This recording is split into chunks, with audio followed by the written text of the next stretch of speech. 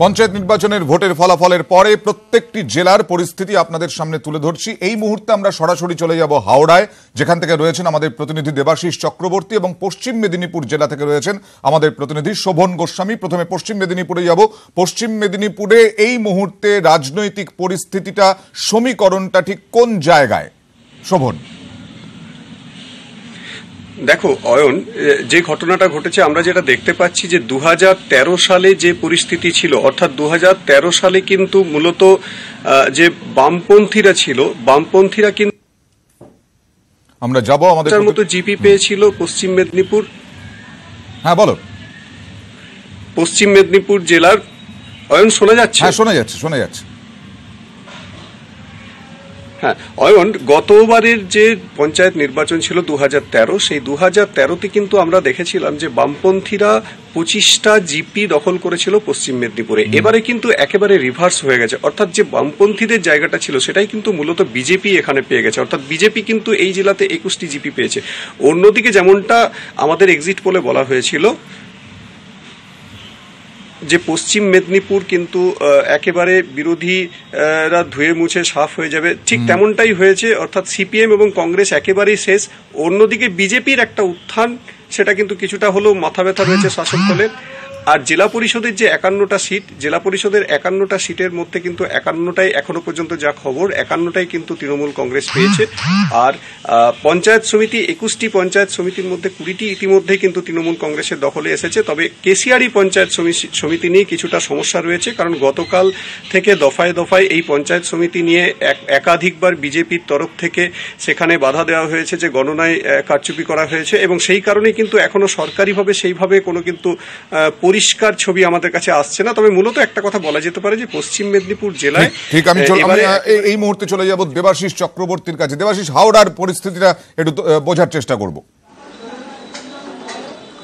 একেবারে দেখো, প্রথম থেকেই বলি অয়নদা, হাওড়াতে কিন্তু একেবারে বলা যেতে পারে সবুজ ঝড়।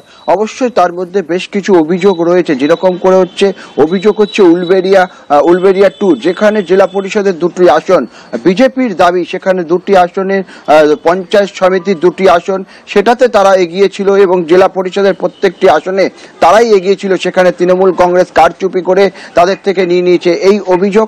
এবং বেশ কয়েকটি ছোটখাটো সিটের ব্যাপারে অভিযোগ ছাড়া বলা যেতে পারে 40টি জেলা পরিষদের আসন, যেখানে পুরোটাই কিন্তু থাবা বসিয়েছে তৃণমূল কংগ্রেস। 39টি আসনে তারা জিতেছে, একটি মাত্র নির্দল, সেখানে কিছু গোষ্ঠী কোন্দল বা প্রার্থী নিয়ে সমস্যা হওয়ায় সেটি তৃণমূলের হাতছাড়া হলেও যিনি জিতেছেন জিয়াউল, তিনি কিন্তু একেবারেই এলাকার তৃণমূল নেতা হিসাবে পরিচিত। ফলে সেই জায়গায় বাদ দিয়ে যদি, অর্থাৎ এই নির্দল বাদ দেওয়া যায়, তাহলে একেবারে 39টি আসনে তৃণমূল কংগ্রেস। অন্যদিকে জেলা গ্রাম পঞ্চায়েত, সেখানে 157টার মধ্যে 144টি গ্রামটা নিয়ে নিয়েছেন তৃণমূল কংগ্রেস। অবশ্যই এখানে আরো একটি বিষয় উল্লেখযোগ্য, যেখানে বামেদের হাওড়া গ্রামের যে ফলাফল, সেখানে বামেরা কিন্তু একেবারে নিশ্চিহ্ন হয়ে গেছে। ধন্যবাদ দেবাশিস। আমি অনুপম আপনার কাছে আসবো যে আসলে শুভেন্দু অধিকারী, যিনি এই 3টে জেলার দায়িত্বে ছিলেন, বিশেষ করে মুর্শিদাবাদ এবং মালদায় জনবিচ্ছিন্ন হওয়ার কথা বললেন। কারণ একটা দিকে বিষয় যে পূর্ব মেদিনীপুর থেকে গিয়ে শুভেন্দু অধিকারী দখল করে নিলেন বলা যায়। শুভেন্দু অধিকারী তো বড় মাপের নেতা, উনি অনেকগুলো কথা বললেন, সেই কথাতে ওনাতে কথা বোঝা যাচ্ছে যে উনি শাওনি সিংহ রায় এবং অপূর্ব সরকার এবং বেশ কিছু নাম বললেন, তারা নাকি অধীর চৌধুরীর থেকেও বড় নেতা। 4জন বিধায়ক বসে আছেন তৃণমূলে যোগ দেওয়ার জন্য। 4জন কেন, 14 জন বসলেও অবাক হওয়ার কিছু নেই, কারণ যে মেশিনারি নিয়ে উনি নেমেছেন, পুলিশ প্রশাসন, টাকা, অর্থ সব একসাথে নিয়ে নেমেছেন। এবং শুধু, আমি তো আগেও বললাম আলোচনায়, যে কংগ্রেস কর্মীরা যারা ওখানে এখনো কংগ্রেসটা মানে খুবই ভালোভাবে মন দিয়ে করে, আমরা তো মিটিংয়ে মিছিলে যাই ওখানে, শুভেন্দু অধিকারী তো প্রায় 10-15 মিনিট ধরে বলেছেন, আমরা তো 1 মিনিটে বলতে হলেও তার উত্তরটা দিতে হয়। মুর্শিদাবাদ, মালদা এবং উত্তর দিনাজপুর কংগ্রেসের গড়, এখনো কংগ্রেস কর্মীরা যারা এই অবস্থাতে করছে, তাদেরকে মানে আমি নতজানু হয়ে প্রণাম জানাই। তারা যেন হতোদ্যম না হয়, তারা জানে ওখানে বাস্তব পরিস্থিতি কি, নির্বাচনটা কিভাবে হয়েছে, কিভাবে বিভিন্ন পৌরসভা, বিভিন্ন গ্রাম পঞ্চায়েত, বিভিন্ন বিধায়কদের কিভাবে জোর করে এবং বিভিন্ন প্রলোভন দেখিয়ে দলে নামে, সবাই জানে।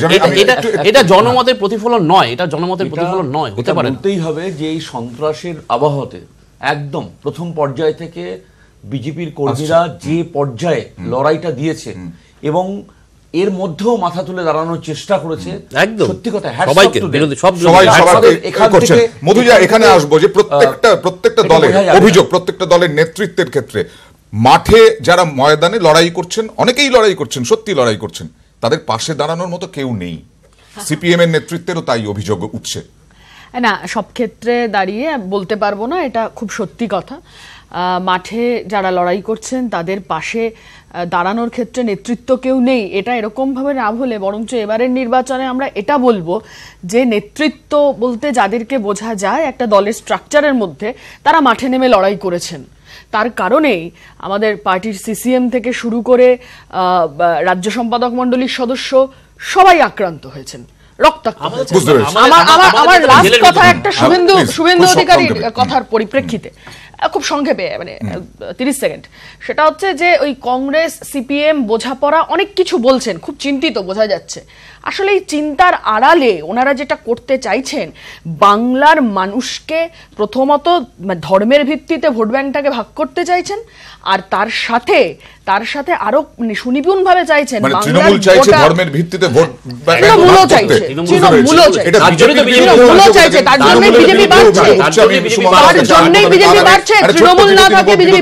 আমরা ফিরে আসছি আরো আপডেট খবর নিয়ে এবং অন্যান্য বিভিন্ন জেলার পরিস্থিতি, পঞ্চায়েত নির্বাচনের ফলাফলের পরিপ্রেক্ষিতে। আপনাদেরকে অনেক ধন্যবাদ আমাদের সঙ্গে আলোচনায় যোগ দেওয়ার জন্য।